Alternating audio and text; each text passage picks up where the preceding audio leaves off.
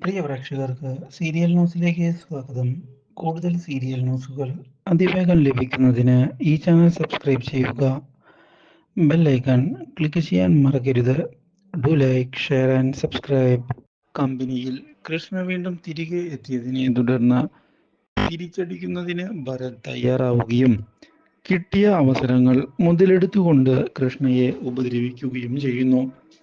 അപ്രതീക്ഷിതമായ ഈ കാര്യങ്ങൾ കണ്ടതിനെ തുടർന്ന് ആകെ ഞെട്ടിപ്പോകുന്ന മുത്ത് ഈ കാര്യങ്ങൾ വീട്ടിലുള്ള എല്ലാവരെയും അറിയിക്കാൻ ഒടുവിൽ തീരുമാനമെടുത്തിരിക്കുകയാണ്.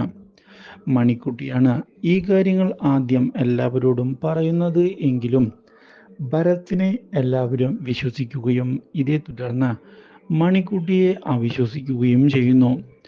പക്ഷേ കാര്യങ്ങൾ ഇങ്ങനെ മുന്നോട്ട് പോയാൽ ശരിയാവുകയില്ല എന്നുള്ള കാര്യം ഉറപ്പിക്കുന്ന നമ്മുടെ മണിക്കുട്ടി കൃഷ്ണയോട് ഇതേ തുടർന്ന് ഭരത്തിന്റെ ചതി എല്ലാവരെയും അറിയിക്കണം എന്ന് വ്യക്തമാക്കിയിരിക്കുകയാണ്.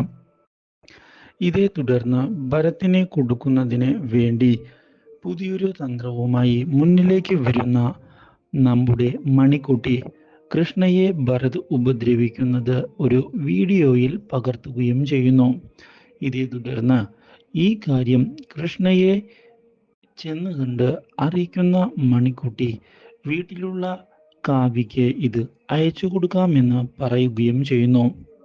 കൃഷ്ണ ആദ്യം ഇത് എതിർക്കുന്നുവെങ്കിലും ഇതേ തുടർന്ന് അപ്രതീക്ഷിതമായി കാവ്യ വീട്ടിലേക്ക് കയറി വരുമ്പോൾ കൃഷ്ണയെ വീണ്ടും ഭരത് ഉപദ്രവിക്കുന്നത് കാണാൻ ഇടയാവുകയാണ്. ഇതോടെ കാവ്യ ആകെ ഞെട്ടിപ്പോകുന്നു. Do like, share and subscribe.